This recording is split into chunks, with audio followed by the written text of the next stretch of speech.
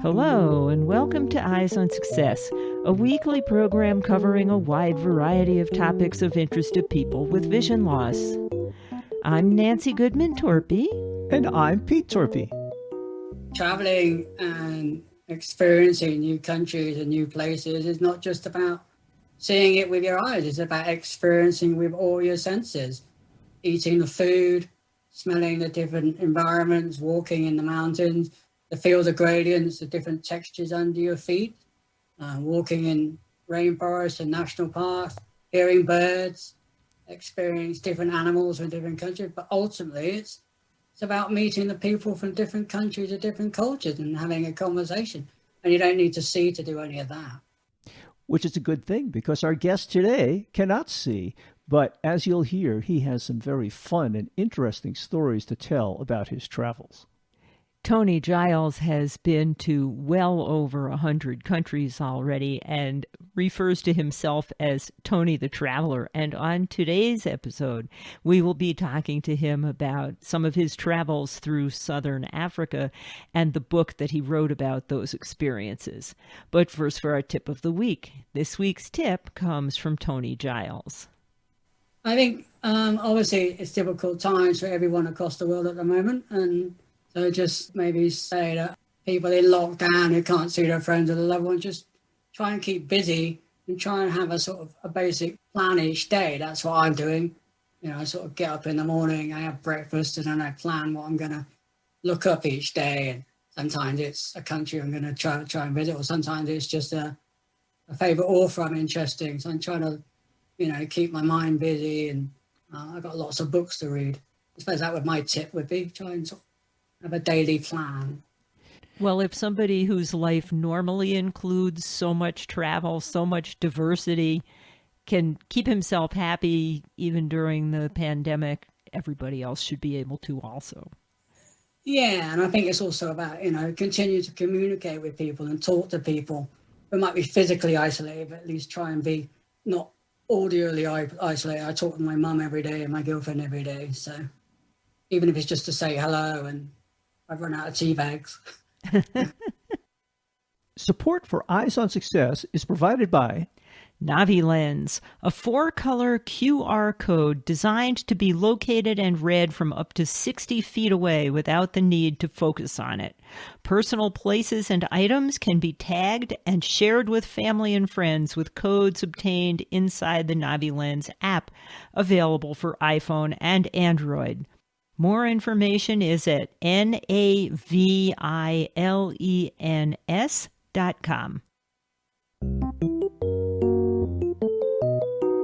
You are listening to Eyes on Success. Success, success, success, success, success. Let's start by meeting Tony. And here we are once again with the man who calls himself Tony the Traveler. But for people who may not have heard it before, Tony, tell a little bit about yourself and who you are. Hi there, my name is Tony Giles. I'm from southwest England.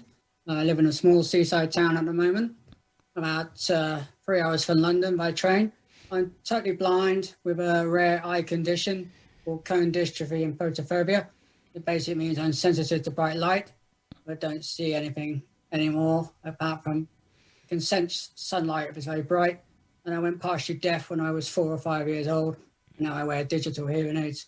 And I spent the last 22 years traveling in the world independently. You sure have. And we've talked with you several times in the past about some of your travels. Today we'll be talking about your latest book about traveling around Africa. But what else can you tell us about yourself that our listeners might be interested in? I'm 42 years old. I'll be 43 in September. I live alone in a small apartment. And I've been in a relationship with a girlfriend from Greece for the last maybe 12 years this year. She lives in Athens, Greece, and she's also blind. And we travel to sort of friendly countries together, like Europe. We've been to the States a couple of times. And when I'm not traveling, I like to listen to audiobooks, a lot of historical fiction, autobiographies, and I cook myself. And I'm very fortunate. I live only a 4-minute walk from a beach and the ocean, so I can hear it and smell it whenever I want. So A man who really knows how to enjoy the world and have a good time. Yeah, I like to live life. And it was actually Tatiana who first suggested to us that we interview you for the show. And then a few years ago, we had her on the show also talking about traveling together. When we were traveling in Egypt, which was quite cool. Yeah. Eyes on Success is made possible in part by our corporate partners. Underwriting pairs the impact of targeted marketing with the integrity of community goodwill. Learn more by sending an email to hosts@eyesonsuccess.net. This week's focus topic is Tony Giles' solo travels around southern Africa and the book he wrote about those experiences. As we mentioned in the introduction, you just put out a new book about your travels, and this one is about traveling around Africa. Can you tell us the name of that book? Yeah.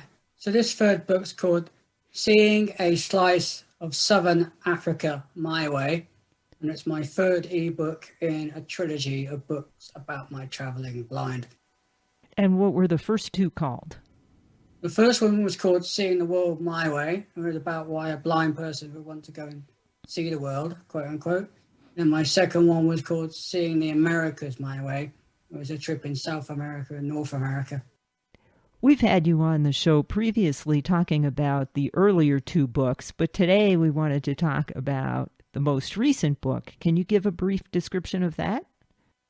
It's about my travels around several countries in Southern Africa back in 2004, 2005.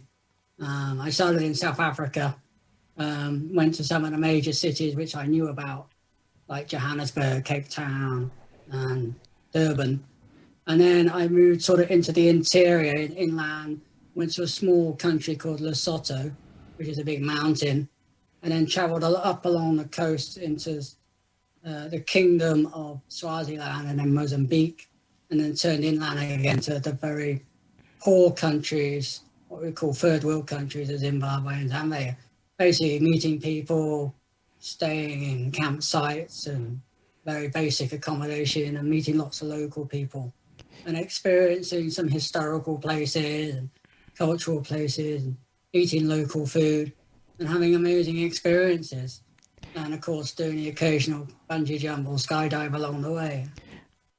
So you raised an interesting question. We travel a fair amount, not this year, obviously, and people are forever asking Pete, who's totally blind, why do you do that? You can't see anything. Why did you climb the mountain? You can't see the view. Why would a blind person want to travel the world? Well, the immediate answer is why not? And then the bigger answer is because traveling and experiencing new countries and new places is not just about seeing it with your eyes. It's about experiencing with all your senses, eating the food, smelling the different environments, walking in the mountains, the feel the gradients, the different textures under your feet, walking in rainforests and national parks, hearing birds, experience different animals from different countries. But ultimately, it's about meeting the people from different countries and different cultures and having a conversation. And you don't need to see to do any of that. Now, when I travel, I'm usually with Nancy or someone who's sighted. We make very careful arrangements, stay in reasonably nice hotels, drive around in cars. You travel very differently. Yeah, I'm sort of at the rough end of traveling, I suppose. I love that challenge, and I love that notion of getting out and experience the raw parts of travel and countries, and meeting people, and meeting them on their terms, and really trying to understand what the country I visit is like. That's what I want to experience. And also the fact I've been doing it since a very young age, since I was 15, 16 in the UK, and then slightly older in the States. And usually when you travel, except when you travel with Tatiana, who is also blind, you're traveling alone and staying in youth hostels, getting your transportation on local buses or cabs. Yeah, and that's the kind of experience I want. And I like the independence and the freedom. But even though I'm traveling by myself, I'm always meeting people and interacting with people. But I got that choice to be social or to be solo. Now, this trip down in Africa, how long was that? So I did it in 2004-5, and I spent roughly 4.5 months in Southern Africa. And there was no real plan. So there was no real end date. I just sort of went there to see how far I could get, really. Well, that's one of the questions I was going to ask you. Before you left for the trip, as we talked about, you often stay in local youth hostels or just some place where someone's renting a room. How do you find all these places in advance? And what do you take with you? You don't take 4 suitcases. No, I take a backpack about the length of my back. So it's probably about 2 feet long. And I just sort of stuff it with a few clothes. Obviously, I sort of research the weather and stuff. Going into Africa, I know the weather's going to be hot for the most part, apart from the mountains, or rain. So I usually take a raincoat. I can roll up. I take things that are light I can carry, because obviously, being blind, I've got one hand on my cane and my other hand on someone's arm or carrying my backpack. So suitcases aren't much good, really. Now I travel with a laptop so I can research as I'm traveling. But back then, I suppose the laptops weren't so small. And when it came to accommodations, did you just wing it from day to day and just hope there was a place to stay in the next few days where you were going to be someplace new? I'd usually ask people that picked the accommodation I was staying in. I would say, I'm thinking of going to this place. Do you know of any accommodation in that town or city? And in South Africa, it was reasonably easy because I could speak the language. And it got more difficult in Mozambique, where it was more Portuguese and local languages. A lot of it was word of mouth, which is sort of how I do my traveling anyway. You traveled through some pretty remote areas, and I assume they didn't have credit cards or banks. And what did you do for cash?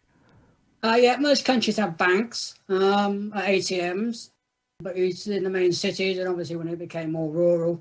So I took cash when I could, and I took British pounds and some US dollars to exchange money when ATMs available or working. So that was fairly easy. But I had one problem in Zambia where an ATM machine ate my bank card. Ooh. I had no money for about 10 days. Luckily, the place I was staying in, the owner was understanding, and so I was able to make a tab and pay it back. As intrepid as you are, that can't be a very pleasant experience. It wasn't great. It was certainly a shock.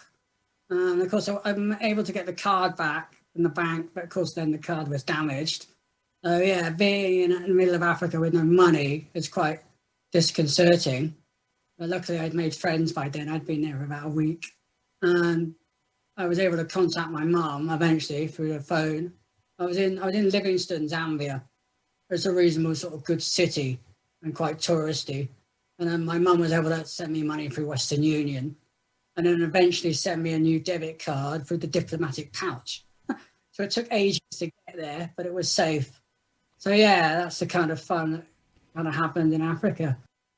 Well, from the descriptions in your book, it seems that you quite readily made friends and found people to help you, and you weren't often just alone.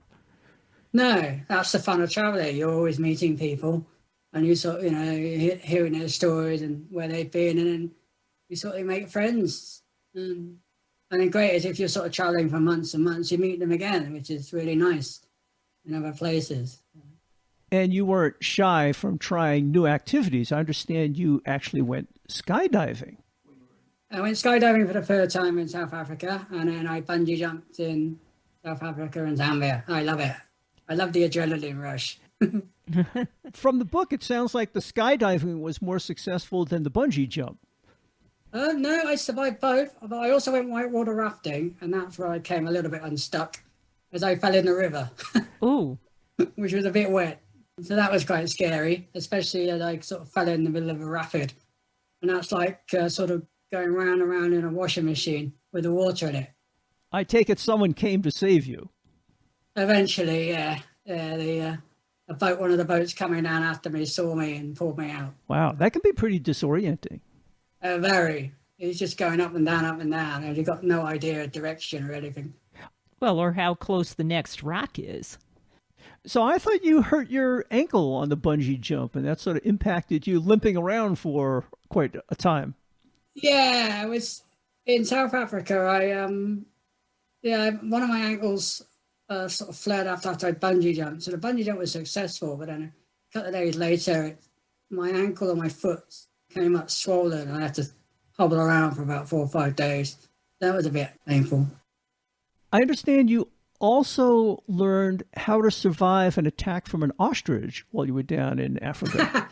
Yeah, I went to this ostrich farm in South Africa, about an hour and a half from Cape Town. So if any of us are attacked by an ostrich, what are we supposed to do? Yeah, start sort of waving your arms at them in front of you, and if it doesn't stop them, lie down on the ground, and if it stands on you, and you can survive the weight of an ostrich and stay very still, eventually they'll walk away. Well, now we're all prepared if we run into that situation ourselves. Yeah. So you also got the opportunity to ride a horse through there, and that sounded like quite an experience being blind. Tell us a little about that. Yeah, when I went to this small country called Lesotho, and it's sort of in the middle of South Africa, it's completely surrounded by South Africa, and it's mountainous, and people get around by horses or walking. And I spent a couple of days doing a pony trek with a group, and that was really cool.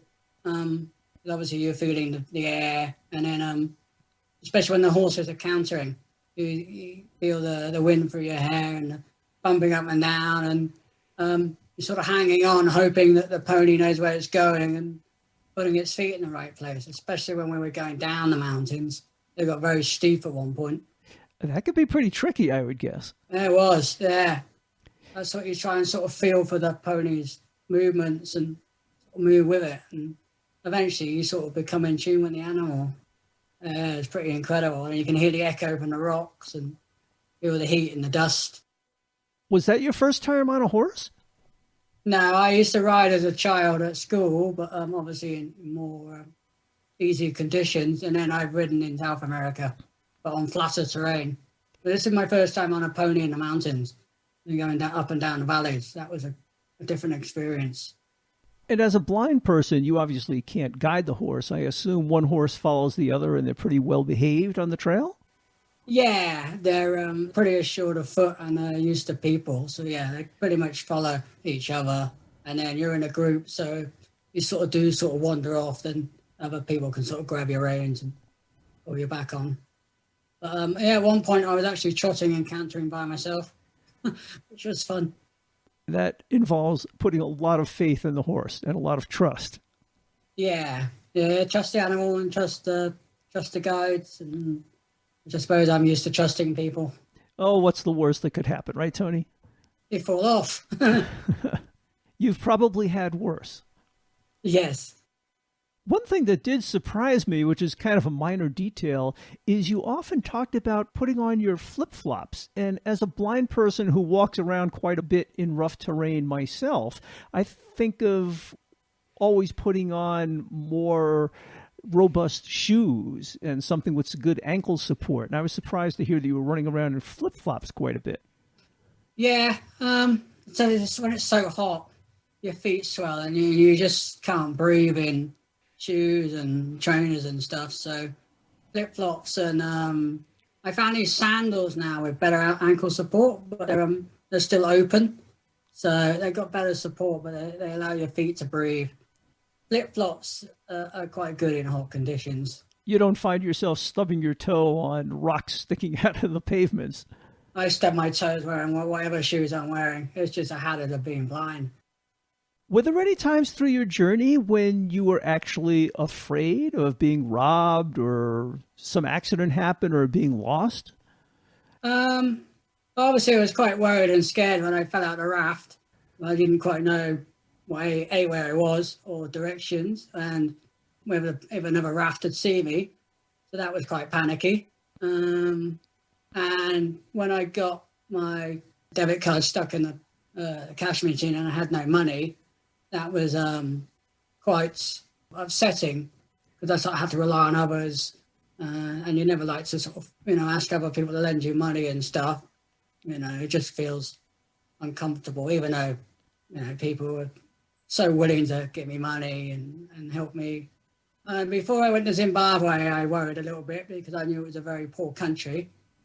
And I thought that could be complicated. Not so much traveling in Zimbabwe, but getting through the immigration and stuff. I thought I could be bribed at that point, because that does happen a lot. You did talk about some uncomfortable times when you were going through customs and people would take your passport and you didn't know where it was for some time in a crowd. Yeah, that's right, because obviously when you can see, you've got some idea where it's going. But when you can't see where your passport's gone, you don't know, are you going to get it back? Have you got to pay some money to get it back? So that was worrying and a bit stressful. But once it happened a couple of times and I got my passport returned, and it became a little bit easier. But yeah. You know, all I can think about is if I was doing this kind of traveling, my mom, when she was alive, would have just been beside herself and really nervous. And, you know, she would be really unsettled by that kind of traveling. And I'm wondering how your mom copes with that. Well, when I first started traveling, when I was a lot younger, 18, 19, partying, drinking, and sort of didn't email as much, she was worried, obviously. But as I got older and matured more, and I'm more in contact with her, I think she's become more used to it. And as she says, well, I always keep coming home. So, for better or for worse, right? Yeah, and so even if she sort of didn't like it and tried to stop me, she knew I couldn't. I'd do it because this is what I love. This is my passion. So I guess these days it's a little bit easier with cell phones and the internet to keep in communication with people back home. Yeah, it's just a lot easier to communicate now in most places. Yeah, so that helps. And I'm not doing so crazy things so much. I think my girlfriend worries. Tatiana worries more than my mum. You mentioned that in the UK, you even had restrictions on the amount of time you could spend outside during part of this. Yeah, we had quite a lot of restrictions during lockdown. Only allowed at the moment exercise outside for an hour, go for a walk, visit shops. So we're quite restricted. And it's more difficult in the bigger cities. We've got to try and avoid crowds and stuff. It's quite difficult if you're blind, as you probably appreciate, trying to keep 2 meters or 6 feet away from someone when you can't see them. That is tough. And you also never know who's wearing a mask and who isn't. Yeah. You can smell them and sometimes hear them, but you don't always know. Yes. It's not so bad in a small town here, but, I had to go to London a couple of times for things, and it's really difficult. Mm-hmm. Yeah, you got to hope people are wearing masks. Have you been able to spend some of your lockdown time planning your next trip? Yeah, so that's what I'm doing at the moment. I'm doing research. I want to go to Myanmar or Burma, but then they decided to have a military coup last week. It's nothing you haven't done before, as I recall. That's true. That's true. But, hopefully they'll let me in. But that's sort of maybe next January. I've been looking at other couple of countries in Southeast Asia, Laos, Vietnam, and countries like that. Obviously, the first place I'll go is Greece once we can fly again and stuff. You've been to well over 100 countries around the world by now, correct? I've been to 125 officially, according to the UN's list of countries, and then some countries that are not classed. So yeah, so I've been kept busy for the last 20 years, and I got another 70 on the UN list, mostly in Asia, and a few left in Africa. Well, then if you're lucky, they'll get new names and change borders, and there'll be new and old countries. Yeah. It's going to keep me busy for the rest of my life. Do you have a favorite place you've been after all that traveling you've done? I still say New Zealand's the best country I've been to. I think because it reminds me of England a lot in the nature and the weather. It's quite cold and can be quite wet at times. And obviously New Zealanders speak English, which helps, makes it easier. It's just like the spaces and the nature over there, and it's much more relaxed than parts of the UK. It can get quite tense here, especially in the bigger cities. It's just overpopulated. And so somewhere like New Zealand with 4 or 5 million people, it's very relaxed, and I could live there. And how about of places that you have not traveled to? Is there someplace special that you're particularly looking forward to traveling to? India, I think, would be amazing. You haven't been there? I've not been to India yet. I've been to Sri Lanka, and I was going to go to India last year, but then we had COVID and lockdown and stuff, so that got postponed. But yeah, there's so many different places in India and imagine different types of food, different experiences, the temples, obviously, but just traveling about would be amazing. It's just, I spent a month in Sri Lanka 12 years ago, and that was amazing. So, I imagine that would sort of be a mini version of India, but even more chaotic. You are listening to Eyes on Success. Success, success, success, success, success. Now, for this week's final item, how to learn more about Tony Giles and his travels, how to get hold of his books, and how to contact him directly. Tony, maybe you can remind people about the names of your various books and where they can obtain the books. Okay, yeah. So my newest ebook is called Seeing a Slice of Southern Africa My Way. And then my first book was called Seeing the World My Way.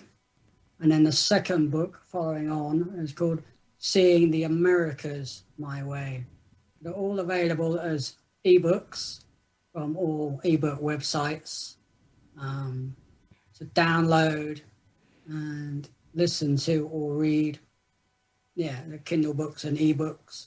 I think people that have iPhones or Android phones can use apps to listen to them or read them. And you also have a website. Can you tell us what your website is? Yeah, I have a website called tonythetraveler.com. It's spelled traveler with 2 L's. And then my Facebook page is called Tony the Traveler. And people can contact me through my website or my Facebook. They have questions or they want to find out more about me and what I do when I'm traveling and when I'm not traveling. And there are certainly some fun stories in those books. Yeah. And of course, if you're looking for any of that contact information or you want to find the books, just go to the show notes associated with this episode at www.eyesonsuccess.net. And Nancy, I think you had an announcement to make to people about a new YouTube channel that we've set up for Eyes on Success. We did. We just set it up a few weeks ago, but we have populated it with every episode that was aired in 2021. And you can find it if you search for Eyes on Success with hosts Peter and Nancy Torpey. And to make it easy, we'll also have that in our show notes and on our website. That's it for show number 2114. Next week on Eyes on Success, we'll be talking about coping with vision loss. Paul Wallace is a low vision optometrist whose treatment relies on dealing with the psychological adjustment to vision loss before engaging patients in the use of adaptive aids. We'll talk to him about various types of vision loss, his treatment methods, as well as about his recently published book entitled Macular Degeneration, A Guide to Help Someone You Love. And I think you'll find that show very interesting if you have any vision issues at all. So join us then. You've been listening to Eyes on Success, hosted and produced by Nancy Goodman Torpey and Peter Torpey, and distributed by WXXI Reach Out Radio. You can access the full archive of previous shows, subscribe to the podcast, and much more by going to our website, www.eyesonsuccess.net. If you have questions about anything you've heard on the show or have suggestions for future shows, send an email to hosts@eyesonsuccess.net. Thank you for listening and have a nice day.